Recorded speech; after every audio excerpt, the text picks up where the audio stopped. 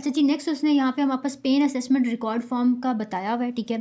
अच्छा, ये जो फॉर्म है ये 2 पेजेस का है, ठीक है, और ये बहुत अच्छा फॉर्म है, ठीक है। वैसे अगर आप इसको रीड करें तो इसके अंदर कोई ऐसी सच बात नहीं है कि बंदा कहे कि वो समझ नहीं आएगी, ठीक है। सिंपल सिंपल फॉर्म है, ठीक है, जस्ट लाइक अ क्वेश्चन है, ठीक है। आपने पेशेंट से पूछते जाना है और उसके अकॉर्डिंगली इसको फिल करते जाना है, ठीक है। और इसके अंदर आपके पास काफ़ी अच्छी इन्फॉर्मेशन आ जाएगी, ठीक है। और इसके अंदर आप देख सकते हैं, ठीक है, उसने विजुअल एनालॉग स्केल जो है वो भी उसने इसके अंदर बनाया हुआ है, ठीक है। तो बीच में उसने सारे के सारा कुछ जो इंपॉर्टेंट क्वेश्चन पेन से रिलेटेड है ना, जो आपको पेशेंट से पूछने चाहिए, वो सारे के सारे उसने मेंशन कर दिए हैं। क्या उसकी लोकेशन है पेन की, क्या डिस्क्रिप्शन है, क्या फ्रीक्वेंसी है, इंटेंसिटी क्या है, ड्यूरेशन क्या है, ठीक है, क्या उसका पैटर्न बन रहा है, ठीक है।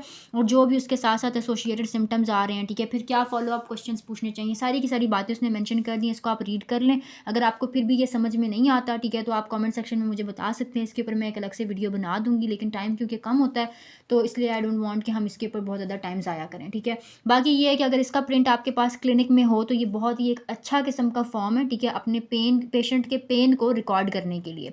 इसके अलावा भी हमने जो स्केल्स वगैरह पढ़े हैं ना, आप उनका भी यूज़ कर सकते हैं, ठीक है। बाकी चैप्टर नंबर 1 और 2 को फ़िलहाल मैंने नहीं पढ़ाया, ठीक है, लेकिन उसके अंदर भी हमारे पास एक कोर इंटरव्यू के नाम से जो है उन्होंने काफ़ी डिटेल से इंटरव्यू मेंशन किया हुआ है। उसके अंदर भी बड़े अच्छे अच्छे क्वेश्चन हैं।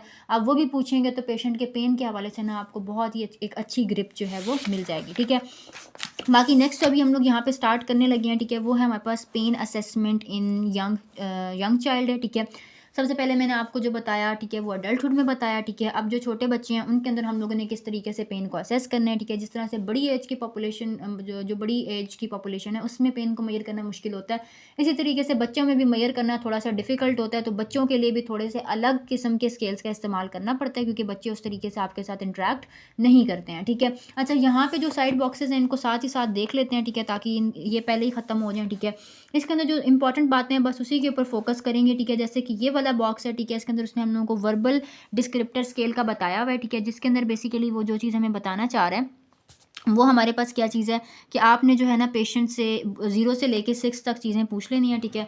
0 का मतलब होगा जी कि कोई दर्द नहीं है, ठीक है। 1 का होगा स्लाइट पेन, 2 का मतलब माइल्ड पेन, 3 का मतलब मॉडरेट पेन, 4 का मतलब सवेयर पेन, 5 का मतलब एक्सट्रीम पेन और 6 का मतलब pain as bad as it can be, ठीक है। तो ये भी बेसिकली एक किस्म का पेन का क्वेश्चनियर है, ठीक है। वर्बल डिस्क्रिप्टर स्केल है, ठीक है। ये स्केल है एक काइंड ऑफ, जिसकी बेसिस के ऊपर आप डिसाइड कर सकते हैं कि आपका जो पेशेंट है, ठीक है, क्लाइंट है, वो कौन से स्टेट पे बेसिकली रिलाई कर रहा है, ठीक है। बाकी जो है इसके अलावा जो चीज़ें आप पूछ सकते हैं, ठीक है, पेन के पैटर्न्स के हवाले से पूछ सकते हैं।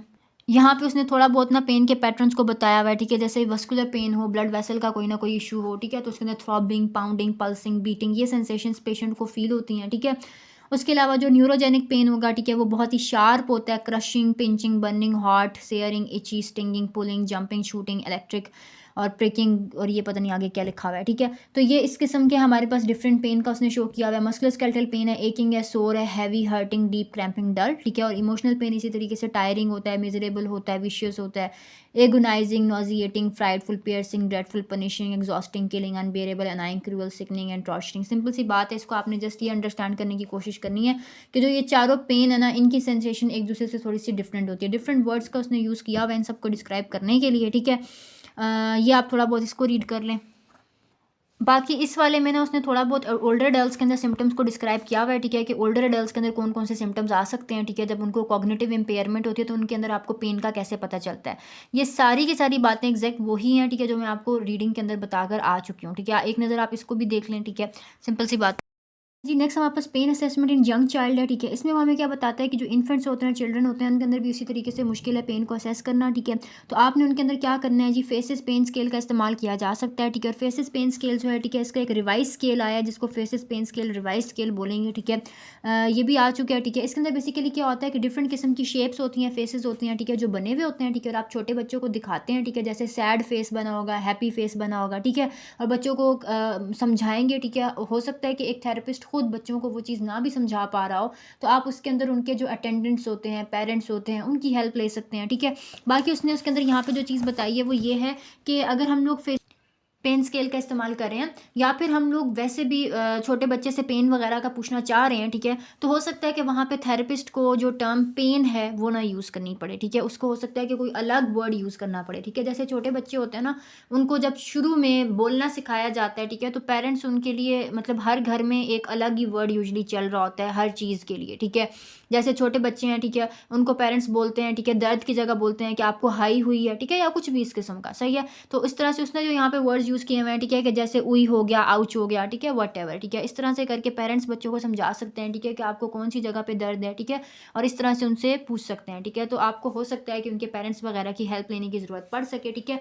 बाकी कुछ और चीज़ें होती हैं, ठीक है, जो कि बच्चों के अंदर देखने को मिलती हैं, ठीक है, और इन सिम्टम्स का आप इस्तेमाल करके अंदाज़ा लगा सकते हैं कि बच्चों को दर्द है या नहीं है, ठीक है। जैसे मिसाल के तौर पर विथड्रॉवल हो, ठीक है, लैक ऑफ कॉपरेशन हो, ठीक है, या फिर जो है डिस्ट्रैक्टेबिलिटी हो, एक्टिंग आउट, सीकिंग कंफर्ट, ठीक है। आप बच्चों के साथ इंटरेक्ट करने की कोशिश कर रहे हैं, ठीक है, लेकिन उनके अंदर ना आपको एक काइंड ऑफ अनकंफर्टनेस नज़र आ रही है, ठीक है, और आप देख रहे हैं कि बार बार वो डिस्ट्रैक्ट होते जा रहे हैं, ठीक है, या विथड्रॉ कर रहे हैं, ठीक है, अपने हाथ को पीछे कर रहे हैं, ठीक है, या खुद को पीछे कर रहे हैं, ठीक है, क्योंकि जो बच्चे हैं उनको पेन है, सही है, लेकिन वो मुंह से तो नहीं बता पा रहे, क्योंकि हो सकता है कि बच्चे बहुत छोटे हों, ठीक है, और जो बहुत छोटी एज के बच्चे होते हैं वो तो आपसे बिल्कुल भी इंटरेक्ट नहीं करेंगे, ठीक है।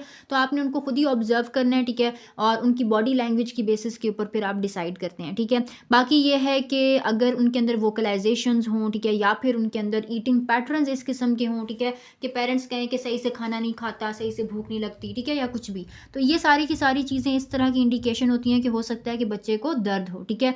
बाकी ये है कि जो बहुत ही छोटे बच्चे होते हैं और जो इवन इन्फेंट्स होते हैं, उनके अंदर हमारे पास चाइल्ड फेशियल कोडिंग सिस्टम का इस्तेमाल किया जाता है, ठीक है, ये एक स्केल है, आप ये यूज़ कर सकते हैं। उसके अलावा नियोनेटल फेशियल कोडिंग सिस्टम का इस्तेमाल किया जाता है, ये दूसरा स्केल है, ठीक है, जिसके अंदर हम लोग उनके पेन को असेस कर सकते हैं, ठीक है।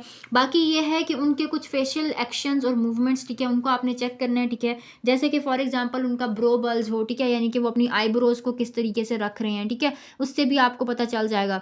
उसके अलावा अगर वो अपनी आईज को स्क्वीज कर रहे हैं, ठीक है, या फिर उनकी माउथ की क्या पोजीशन है, ठीक है, या फिर चिन क्वेवर आपको देखने को मिल रहा है उनके अंदर, ठीक है।